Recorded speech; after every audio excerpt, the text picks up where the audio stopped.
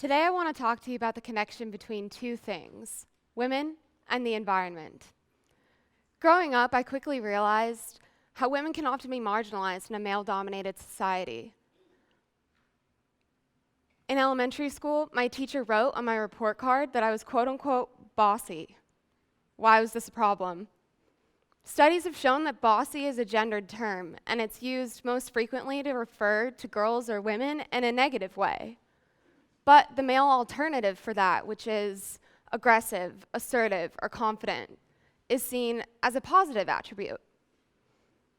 And throughout high school, when I participated in Model United Nations debates, I realized that possessing the same personality characteristics that worked in favor of the male delegates often led girls to be labeled as bossy or controlling.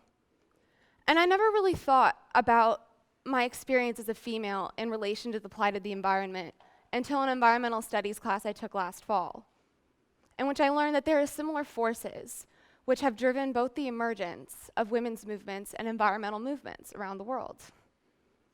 This similarity can be explained through a concept called ecofeminism. Ecofeminism was born out of the idea that the male structure domination of our society has influenced both the exploitation of women and the exploitation of nature.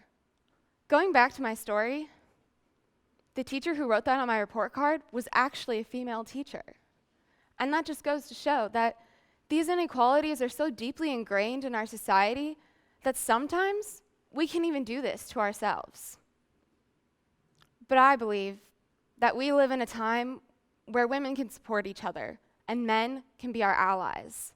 And together, we can fight back against this culture that perpetuates the idea that not everything or everyone is equal. This culture that oppresses women and tells us that we are somehow subordinate to our male counterparts. And this culture that exploits natural resources because somehow they exist solely for human benefit or profit.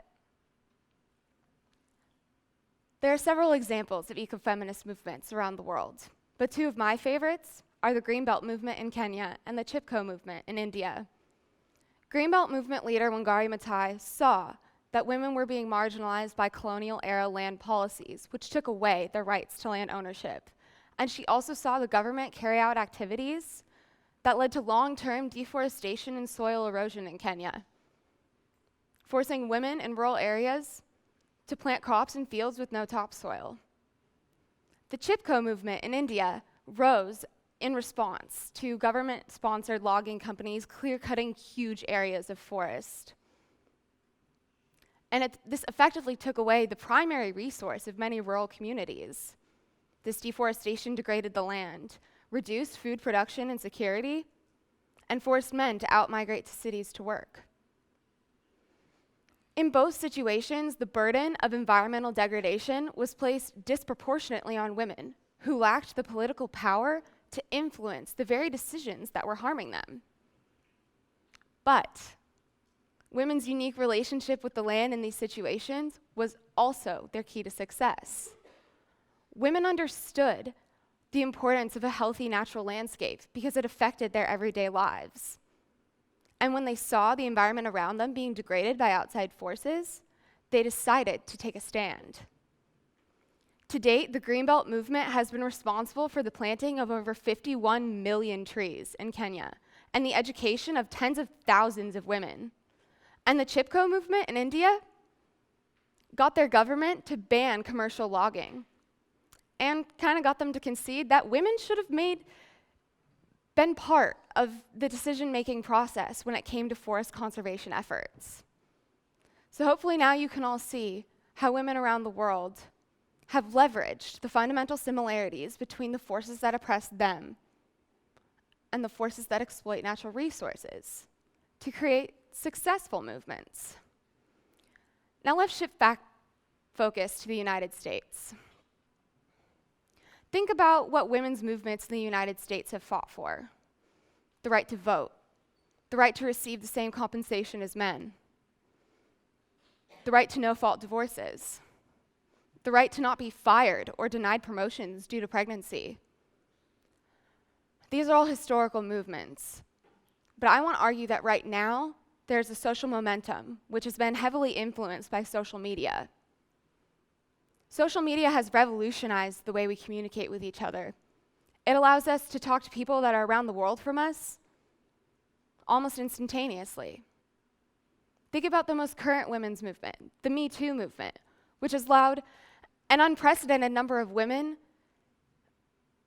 the ability to exercise their rights and to speak out about sexual assault and to be heard. And social media was the access point for this movement to gain traction so quickly. And while I was watching this movement start to demand so much attention, I was thinking to myself, this is it, you know? I think that this might be the movement of a generation, the movement that mobilized women of every generation, the one that we will remember for our entire lives, the one that we will look back on with pride. It took a long time for women to find a channel to express their voices, to communicate our grievances in a way to make it stick, instead of it being swept under the rug. Everyone who said "me too" made sure that the world heard them, and they only had to use 2 words to do it. Have any of you ever heard the phrase, "the environment doesn't have a voice"? And environmental scientists and activists, they are the proxies. They've pushed past powerful voices of doubt to be representatives of this voice that we cannot hear. Their efforts have led to the creation of the National Park System. There was Rachel Carson's book, Silent Spring, which launched the modern environmental movement. There was the creation of the Environmental Protection Agency, as well as numerous legislations that have been put in place to protect endangered species, regulate against harmful toxins such as pesticides, and promote clean water and clean air. But with all that said, I think maybe we've been missing something. Maybe Mother Earth is desperately trying to reach out to us. Maybe Mother Earth is screaming and fighting back against us, against the rapid depletion of her natural resources. Overfishing, deforestation, ocean acidification, glaciers melting, seas rising, and species dying. Maybe Mother Earth is saying "me too." She is saying "me too" the only way she knows how, through hurricanes, droughts, fires, and mudslides. That happened here in Santa Barbara. The Thomas Fire, which became the largest fire in California's modern history. And then merely a month later, we saw its implications in the debris flows in Montecito. These are tangible examples of the consequences of our actions. And we can see scientific proof of this as well. We can see proof that as we continue to alter our climate, as the Earth warms, we will start experiencing more extreme, catastrophic weather events. Ocean currents will change. Desert climates will become drier and hotter. Wet climates will be subject to heavier precipitation and put at higher risk for heavy flooding. Wildfire seasons will become longer and more severe. And actually, I shouldn't have put any of that in the future tense, because that's already happening all around us. We haven't been able to see a lot of these changes because they've accumulated gradually over time. But this period of invisibility is over. Mother Earth is screaming "me too" through violent events with devastating impacts. From an ecofeminist perspective, we cannot have true equality for women without having respect and an equal relationship with the environment. And this isn't necessarily a new way of thinking. Native Americans and other indigenous populations have long known the importance of respecting the land and understanding our place in a system where we can live in harmony with nature instead of destroying it. It is up to us to hear Mother Earth's pleas and to catalyze the societal change that is necessary to protect our future.